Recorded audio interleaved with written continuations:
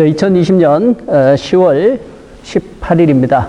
2020년 10월 18번째 날 주일입니다. 오늘도 하나님께서 기뻐하시는 그런 귀한 예배로 함께 드릴 수 있게 되길 바랍니다. 우리 다 같이 묵다심으로 2020년 10월 세 번째 주일 예배 하나님 앞에 올립니다.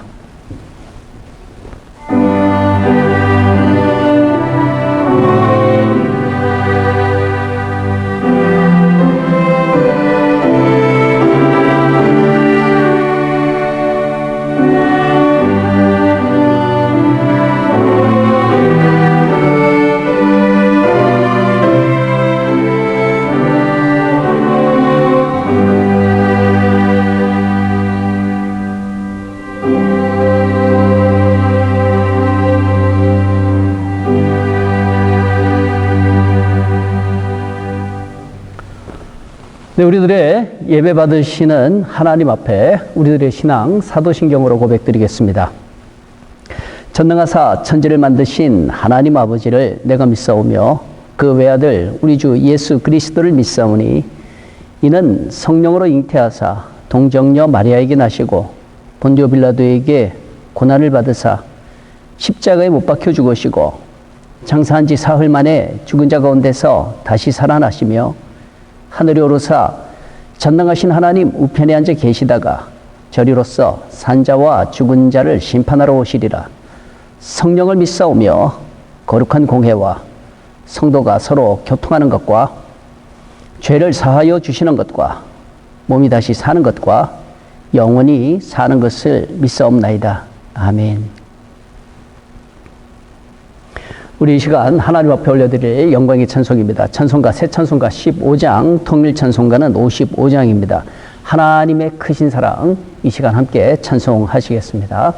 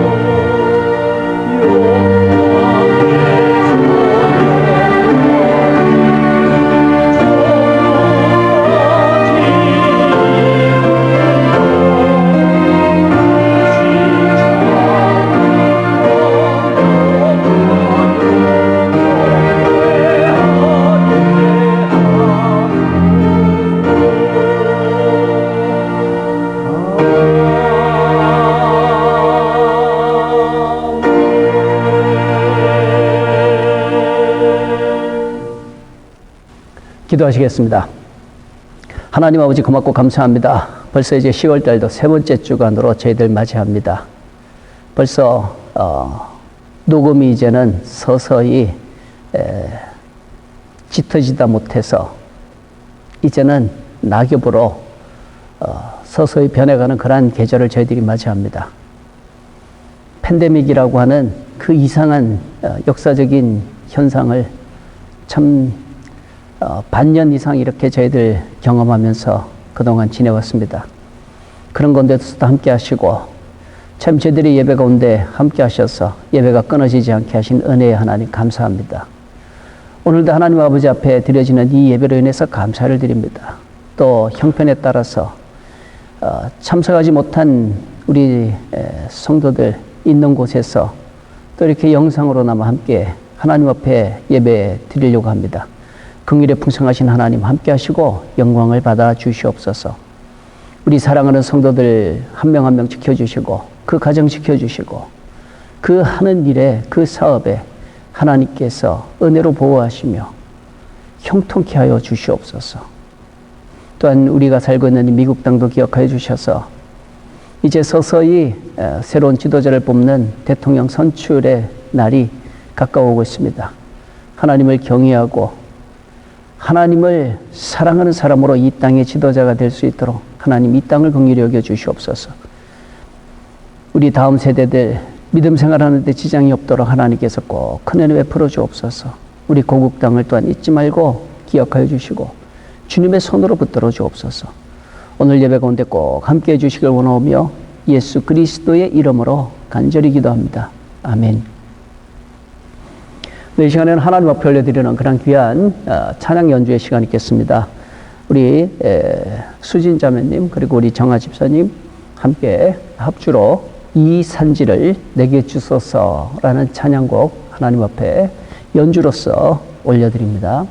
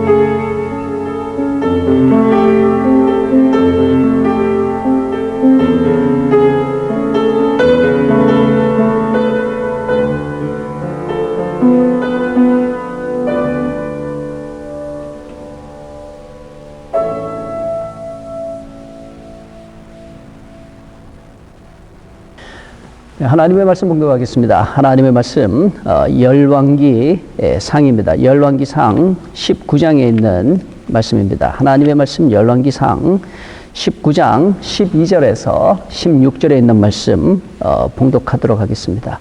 제가 봉독해 드리겠습니다. 또 지진 후에 불이 있으나 불 가운데에도 여호와께서 계시지 아니하더니 불 후에 세미한 소리가 있는지라.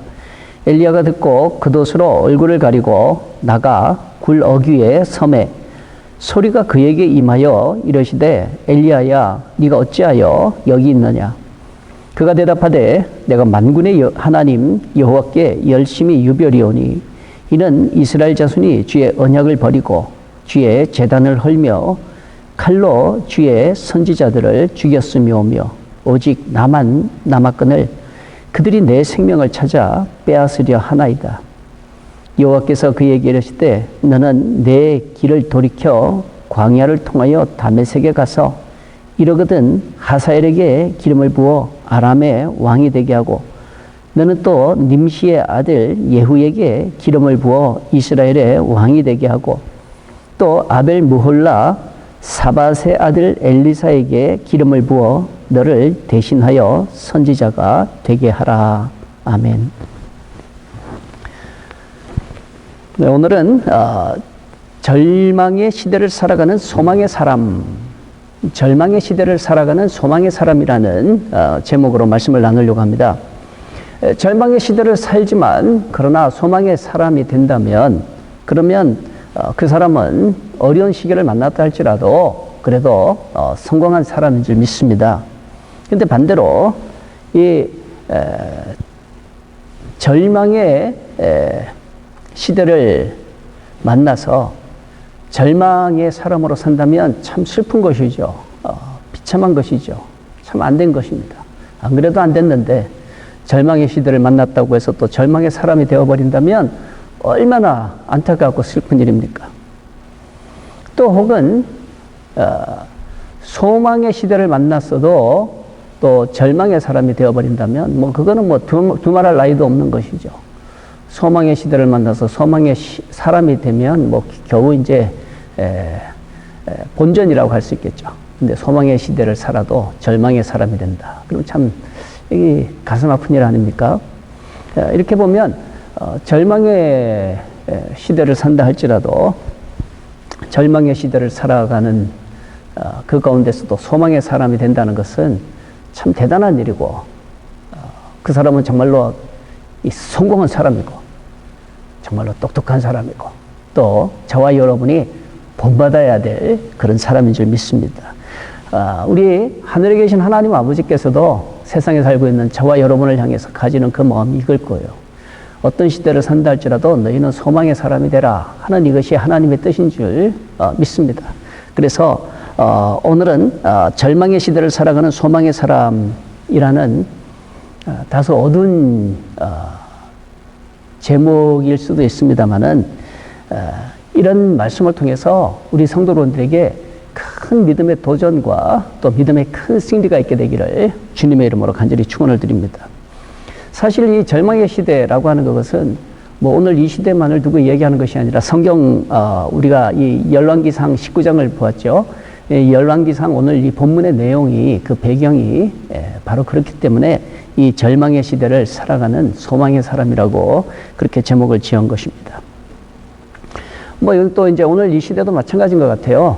저와 여러분도 그다지 뭐 소망적인 그런 시대를 살고 있지는 않지 않습니까? 정치적으로 뭐 어수선하고 세계적으로 또 어수선하고 또 경제적으로도 뭐 얼마나 어수선합니까? 뿐만이 아니라 이 사상 인간의 역사상 찾아볼 수 없는 그 팬데믹이라고 하는 이 코로나 19 바이러스로 인해 가지고 뭐 이 2020년 그냥 절반 이상이 그냥 이상하게 그냥 뚝 그냥 이상하게 지나가 버렸지 않습니까?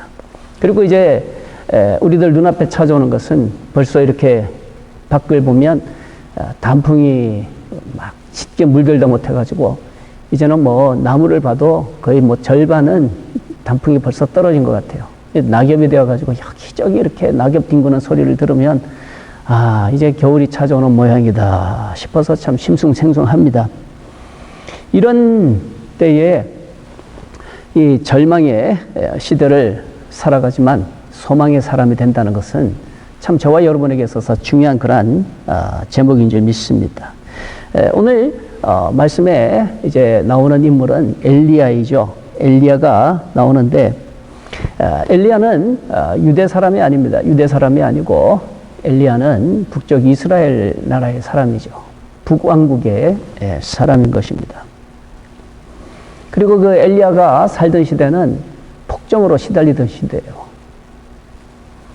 이 아합이라고 하는 참 사상 유래에 찾아볼 수 없는 아주 나쁜 그러한 왕의 등극으로 인해 가지고 이 백성들은 폭정에 시달려야 됐고 또 이 자연재해는 왜 그렇게 많은지 혹독한 가뭄 속에서 극심한 가난 가운데 고통당해야 됐던 때가 바로 이 아합 왕이 집권하던 시대였고 엘리야가 살던 바로 그 시대였던 것이죠.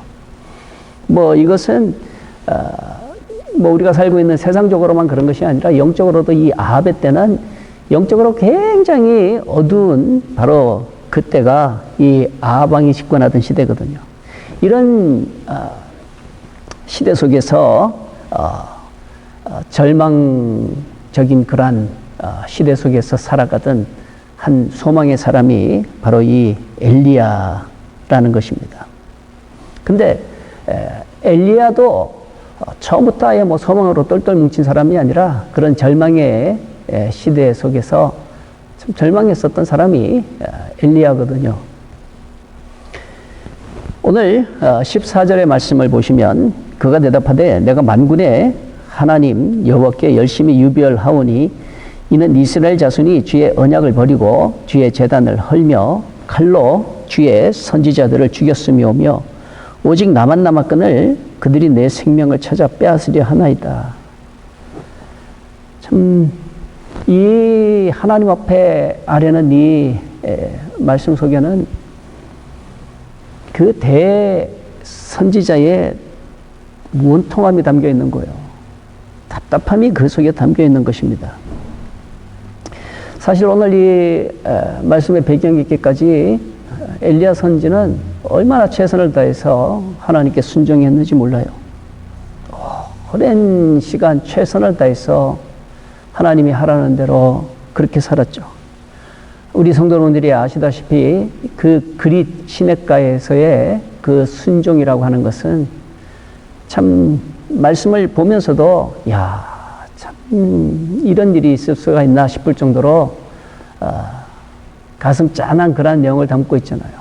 아침 저녁으로 까마귀가 물어다주는 그 음식 먹으면서 그릿 시냇가에 숨어 있는 그 엘리야를 보면서 참 대단하다.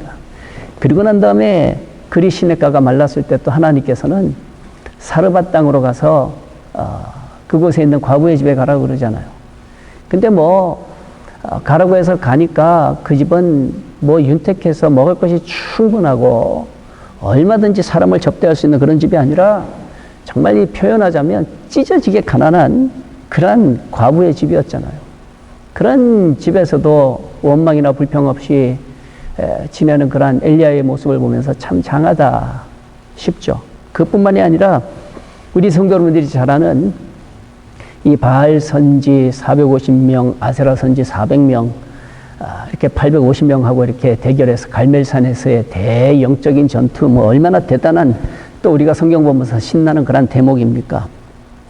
이렇게 최선을 다해서 엘리야는 하나님의 말씀에 순종을 했던 거죠. 근데 아무런 결과가 없는 거예요. 열매가 없는 거예요.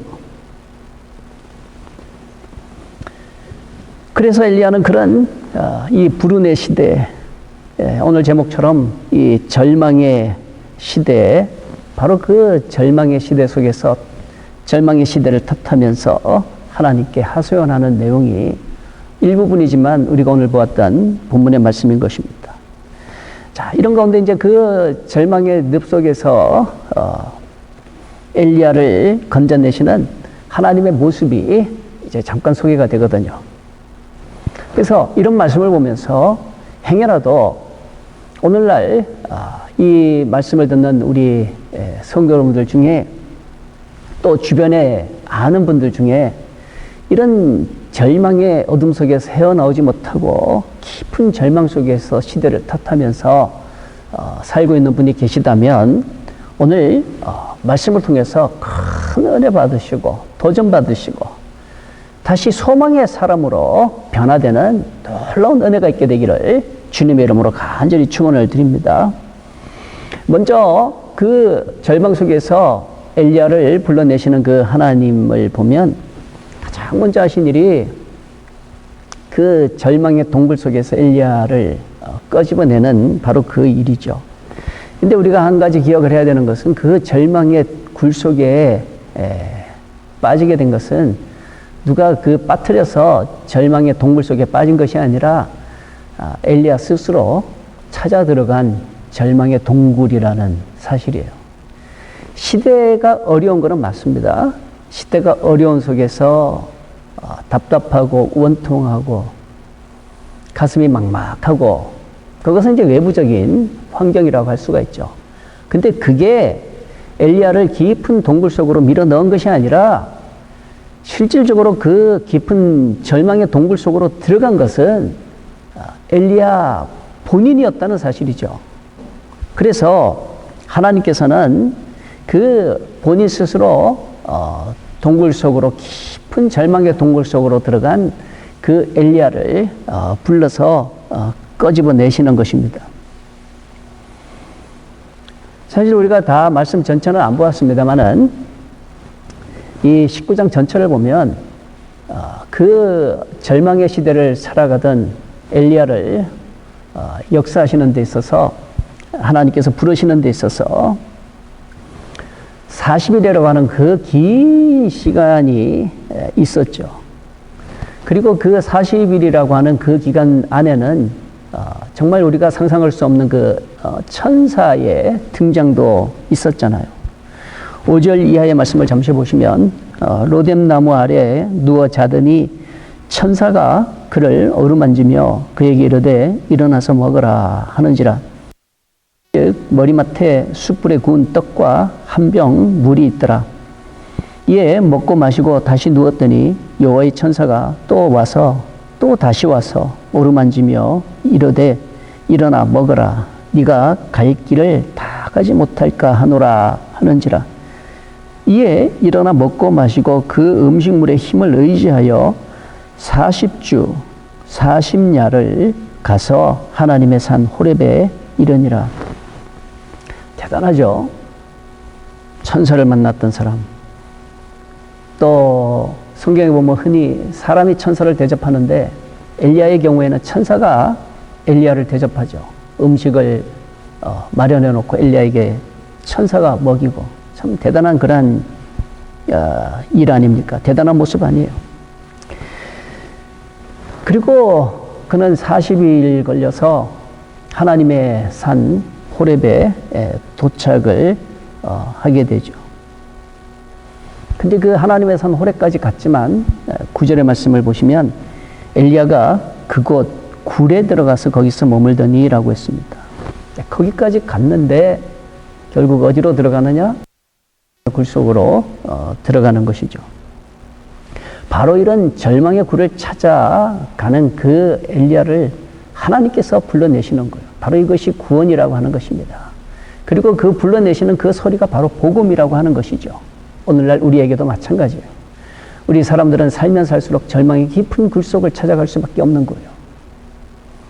사람의 모습을 보십시오. 살다 보면 마지막에 가는 곳이 다들 어디입니까? 캄캄한 어둠의 터널 속으로 들어가게 되잖아요. 무덤이라고 하는 것이죠. 죽음의 세계라고 하는 것이죠. 바로 그게 우리 인생인데 그런 인생을 부르시는 하나님, 바로 이것이 복음 아닙니까? 불러내셔서 뭐 하시려고 하는가 하면 살리시려고 하시는 하나님, 구원하시려고 하시는 하나님, 바로 이분이 우리들의 좋은 하나님 아버지이신 줄 우리 성도 여러분 꼭 믿으시기 바랍니다. 11절의 말씀을 계속해서 보시면 여호와께서 이르시되 너는 나가서 여호와 앞에서 산에 서라 라고 이렇게 말씀합니다. 근데 우리 한글 표현에는 이 관사라는 게 그다지 뭐 중요하지 않지 않습니까? 그냥 여기저기 이런 식으로는 표현하지만 그 산, 뭐 이런 표현은 그다지 이렇게 우리 한글적인 그 문학 속에서는 별로 이렇게 중요시 여기지 않거든요. 그냥 우리 한국말 표현이 좀 그래요. 뭐 한 서너 시간, 4-5시간, 뭐 한 2-3일 이런 표현들이 많이 있잖아요. 이처럼 애매모호한 그런 표현이 많다 보니까 이 문학 속에서도 이렇게 구체적인 그러한 부분이 없는 경우가 많은데, 이 헬라 같은 경우 또 히브리어 같은 경우 관사라는 것이 굉장히 중요합니다. 무슨 말인가 하면 오늘 11절에 있는 말씀, 여호와께서 이르실 때 너는 나가서 여호와의 앞에서 산에 서라 라고 하는데, 그냥 아무 산이 아니에요. 여호와 앞에 아무 산에 서라 하는 그 표현이 아니라 딱 지정하시고 그 산에 서라라고 말씀하시는 겁니다. 다른 산이 아니라 하나님이 말씀하시는 그 산에 서라라고 그렇게 명령하시는 거예요.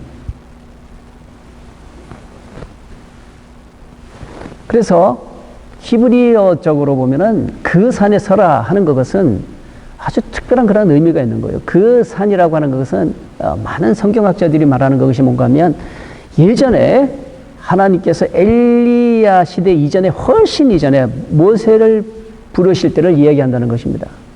이 모세가 하나님의 백성들을 구원하기 위해서 하나님을 처음 만난 곳이 하나님의 산이잖아요. 그 호렙산에서 떨기나무 속에서 임재하신 하나님을 만나게 되잖아요. 바로 그 산을 이야기한다는 것이죠. 너는 그 산에 가라. 무슨 말인가 하면은 영적인 의미가 있는 것이죠. 모세를 부르셨던 그 전능의 하나님께서 엘리야를 다시금 부르신다는 것이죠. 그래서 그 산에 가라, 그 산에 서라라고 하셨다는 거예요. 그러면 엘리야는 어떻게 했을까요? 하나님의 말씀 듣고 자기가 있던 곳을 나와서 하나님이 지정하시는 바로 그 산에 가서 하나님을 기다리고 있었던 것일까요? 여기서 이제 우리가 한 가지 놓치지 말고 봐야 될 구절이 있습니다. 분명히 하나님께서는 너는 나가서 여호와 앞에서 그 산에 서라라고 했습니다. 근데 말씀은 또 계속 지나가요. 지나가다가 13절을 보시면 13절을 한번 보세요. 엘리야가 듣고 겉옷으로 얼굴을 가리고 나가 굴 어귀에 서매라고 했죠. He went out and stood at the entrance to the cave. 바로 그 굴 입구에 섰다라는 거예요. 무슨 말입니까? 그 소리를 듣고 섰다는 거예요. 그 소리는 뭔가 하면 이 바위를 갈라뜨리는 큰 바람 소리도 아니에요. 온 땅을 갈라뜨리는 지진도 아니에요. 온 산을 불태워버리는 화염 소리도 아니에요. 그 모든 것이 다 지나가고 난 다음에 간신히 들리는 세미한 음성, 그 세미한 음성을 얘기하는 거예요. 그 소리를 듣고 이제 굴 입구로 나갔다는 거예요. 그럼 그동안 어디 있었다는 거예요? 그동안 굴 안에 있었다는 거예요. 이처럼 절망의 굴은 이 절망의 시대를 사는 사람의 발목을 붙잡고는 놔주지를 않는 거예요. 놔주지를 않고 꼭 붙들고 있어서 그 절망의 동굴에서 빠져나가지 못하도록 붙잡고 있다는 거예요. 엘리야가 바로 그랬다는 것입니다. 하나님께서는 너 일어나 나가서 그 산으로 가라라고 말씀을 하셨음에도 불구하고 엘리야의 발걸음은 선뜻 그 산으로 옮겨지지 못했다는 거예요. 여전히 그 절망의 동굴 속에 머물고 있었다는 것이죠. 그 머물고 있는 그 엘리야를 하나님께서는 부르시는 거예요. 엘리야야 하고 세미한 음성으로 부르시는 거예요. 그 소리를 들은 엘리야가 그 음성을 듣고 굴 어귀로 나갔다라는 것이죠. 참,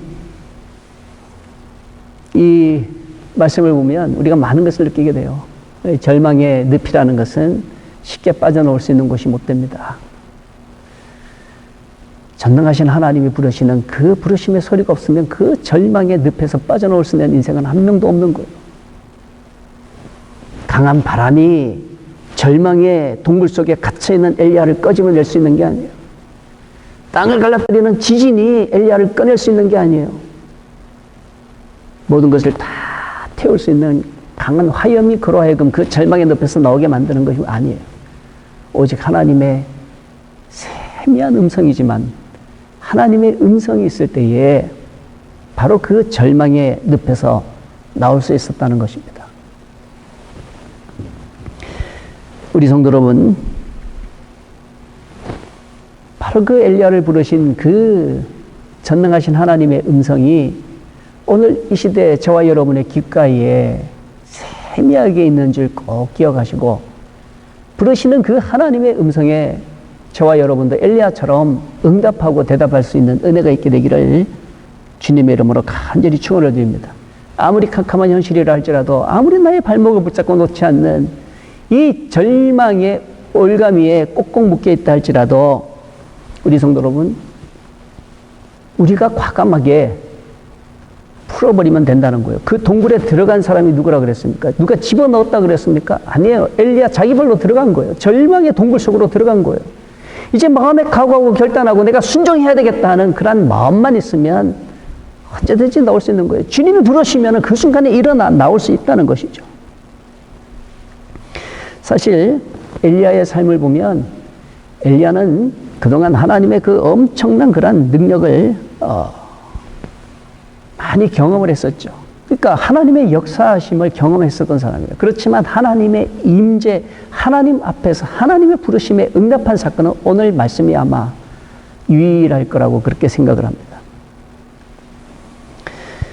바로 이런 하나님과의 그 은혜의 만남이라고 하는 거. 하나님을 알아가는 차원을 넘어서 이제 하나님을 만나는, 은혜의 하나님, 구원의 하나님을 만나는 그 순간, 과감하게 그 굴에서 나오는 바로 그 순간, 바로 이것이 저와 여러분에게 중요한 거예요.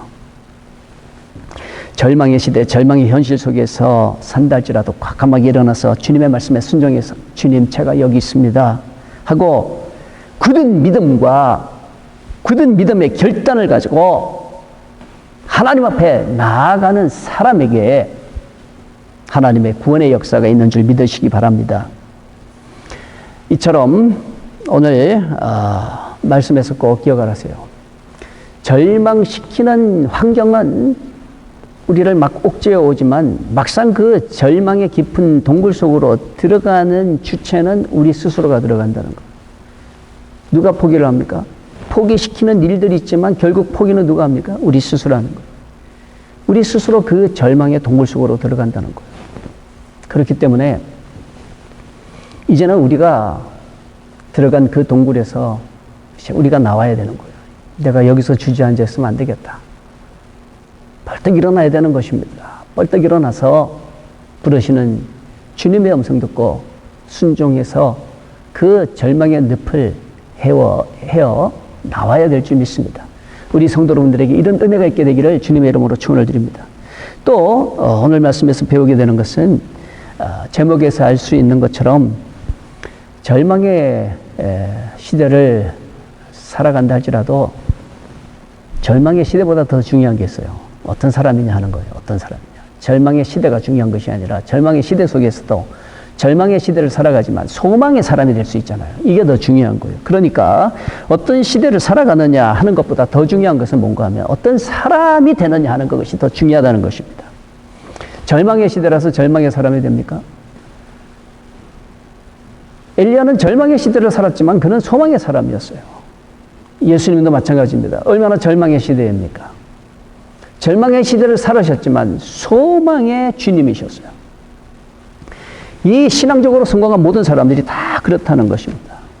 우리 성도 여러분, 저와 여러분도 시대를 탓하고 시대를 이렇다 저렇다 핑계대는 우리가 아니라 어떤 시대에 살든지 소망의 사람으로 살아갈 수 있는 우리 모두가 다 될 수 있게 되기를 주님의 이름으로 축원을 드립니다.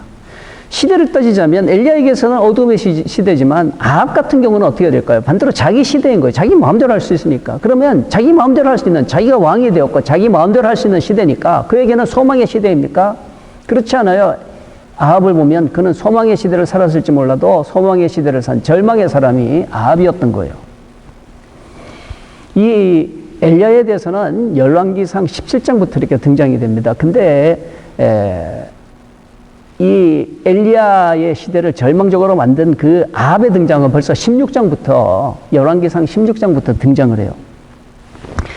근데 그 먼저 등장한 아합에 대해서 성경이 평가하는 그 평가를 한번 보세요. 열왕기상이 뭐라고 평가하는지 열왕기상 16장 30절 이하의 말씀 한번 보시기 바랍니다. 오므리의 아들 아합이 그의 이전에 모든 사람보다 여호와 보시기에 악을 더욱 행하여 느밧의 아들 여로보암의 죄를 따라 행하는 것을 오히려 가볍게 여기며 시돈 사람의 왕 엣발의 딸 이세벨을 아내로 삼고 가서 바알을 섬겨 예배하고 사마리아에 건축한 바알의 신전 안에 바알을 위하여 제단을 쌓으며 또 아세라상을 만들었으니 그는 그 이전에 이스라엘의 모든 왕보다 심히 이스라엘 하나님 여호와를 노하시게 하였더라. 이거 보세요. 자기가 왕이 되어서 마음대로 할 수 있는 사람이었죠. 그럼에도 불구하고 그는 그 소망의 시대를 산 절망의 사람이 바로 이 아합이었던 거예요. 그러나 오늘 말씀에 나오는 엘리야는 그렇지 않죠. 절망의 시대를 살았지만 그는 소망의 사람이었죠. 바로 이런 것입니다. 우리 성도 여러분, 내 마음대로 할 수 있어서 정말로 도도 말고 덜도 말고 징어가 같아라. 그러면서도 폐역된 죄악된 길을 걸어가는 사람은 정말로 소망의 시대를 절망의 사람으로 사는 사람인 거예요. 그렇지만 하는 일이 내 마음대로 안 되고 참 사는 게 하루하루 힘들고 할지라도 그 속에서도 하나님 붙들고 예수 그리스도의 말씀 붙들고 열심히 순종하면서 사는 사람은 절망의 시대 속에 살아가는 사람이라 할지라도 소망의 사람인 줄 믿습니다. 바로 이게 하나님께서 원하시는 하나님의 사람의 모습인 것이죠. 이제 마지막으로 말씀을 맺겠습니다. 마지막으로 나누길 원하는 것은 우리가 꼭 기억을 해야 되는 것은 절망의 시대를 살아서 절망을 한다. 또 소망의 시대를 살았기 때문에 소망의 사람이 된다. 네, 그런 게 아니에요. 우리가 기억을 해야 되는 것은 우리 몫은 절망의 시대를 살든지 소망의 시대를 살든지 간에 우리들이 해야 되는 우리들의 몫은 소망의 사람이 되는 것이 우리들의 몫이에요. 반면에 하나님이 하실 하나님의 몫이 있다는 거예요. 그건 뭔가 하면 시대를 주관하시는 것입니다. 우리가 시대를 주관하는 게 아니에요. 하나님께서 주관하시는 줄 믿으시기 바랍니다. 내 뜻대로 안 돼서 내 마음대로 안 돼서 실망하고 좌절하십니까? 우리가 시대를 만드는 게 아닌 거예요. 시대는 하나님이 만드시는 것입니다. 중요한 것은 어떤 시대든지 간에 내가 소망의 사람이 되느냐 절망의 사람이 되느냐 하는 그것이 우리들에게 중요하다는 것이에요. 오늘 말씀 다시 한번 보시기 바랍니다. 절망의 시대를 살아가면서 절망의 늪으로 빠져가는 그 절망의 굴에서 건져내시는 하나님, 그 하나님께서 엘리야에게 물어보신 질문 있죠. 똑같은 질문인데 두 번에 거쳐서 질문을 하시거든요. 그게 뭔가 하면 엘리야야 네가 어찌하여 여기 있느냐라는 거예요. 엘리야야 어찌하여 여기 있느냐. 엘리야야 너 왜 이 절망의 깊은 동굴 속에 있는 거니 하고 이렇게 하나님께서 물어보시는 거예요. 또 이 부분을 영어 성경으로 보면은 엘리야야 What are you doing here? 너 여기서 뭐 하고 있냐 하고 이렇게 물어보세요. 너 여기서 뭐 하고 있니? 네, 엘리야는 시대가 바뀌길 원했어요. 근데 하나님께서 물어보신 것은 네가 시대를 바꿨느냐 하는 그거를 물어보시는 게 아니에요. 너 왜 여기 있니? 라고 물어보세요. 너 지금 뭐 하고 있니? 라고 물어보시는 거예요. 지금 내가 뭐 하고 있는가? 나는 지금 어디에 있는가? 그게 우리들의 몫이에요. 하나님의 몫은 하나님께서 하시는 거예요. 오늘 말씀에 나오죠. 15절 이하의 말씀을 보면 하나님 말씀하십니다. 여호와께서 그에게 이르실 때 너는 내 길을 돌이켜 광야를 통하여 담메색에 가서 이르거든 하사엘에게 기름을 부어서 아람의 왕이 되게 하고 너는 또 님시의 아들 예후에게 기름을 부어서 이스라엘의 왕이 되게 하고 또 아벨 모홀라 사밧의 아들 엘리사에게 기름을 부어 너를 대신하여 선지자가 되게 해라 라고 말씀하십니다. 왕을 누가 세웁니까?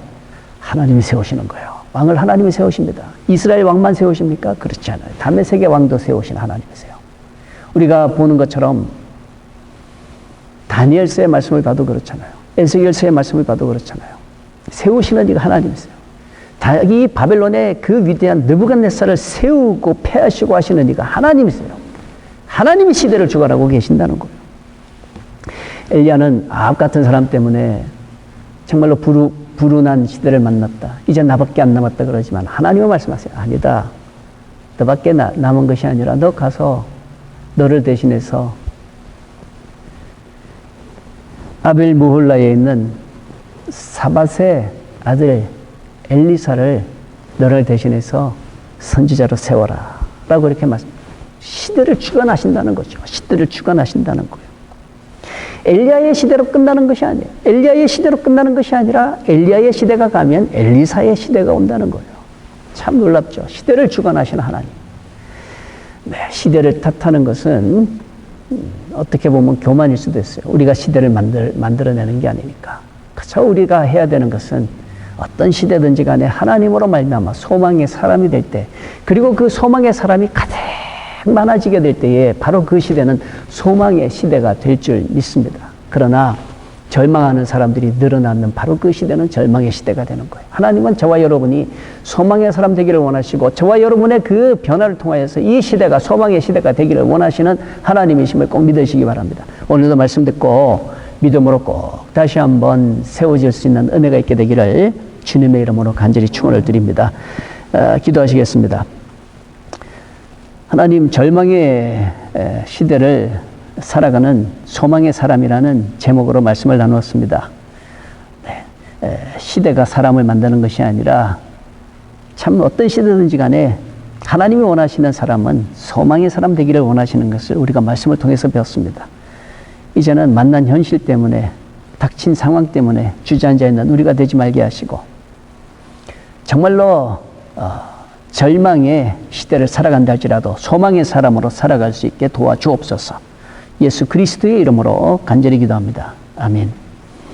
우리 받은 말씀 생각하시면서 찬송가, 새 찬송가 95장, 통일 찬송가 82장, 나의 기쁨, 나의 소망 되시며 함께 받은 은혜 생각하면서 함께 찬송하시도록 하겠습니다.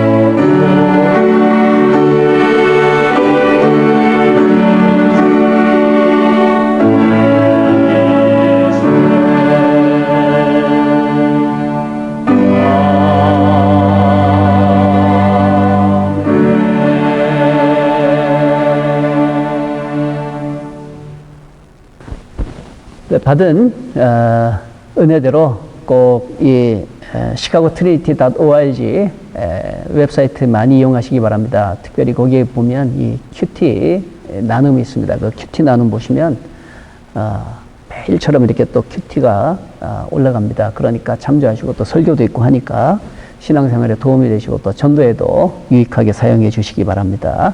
이제 축도하심으로 예배 마치겠습니다. 예배 마치고 난 다음에는 우리 트리니티 오케스트라 내가 그리스도와 함께라는 찬양곡으로 연주할 텐데 이 포스트루드에도 큰 은혜가 있으시기를 바랍니다. 이번 한 주간에도 믿음으로 승리하시는 우리 성도님들 되시기 바랍니다. 기도하시겠습니다. 지금은 우리 주 예수 그리스도의 원하신 은혜와 하나님 아버지의 지극하신 사랑하심과 성령님의 감화하시고 감동하심이 우리 사랑하는 성도들의 삶 가운데 또 그 가정 위에 하는 일 위에 이제로부터 영원토록 함께 하시기를 간절히 축원하옵나이다. 아멘.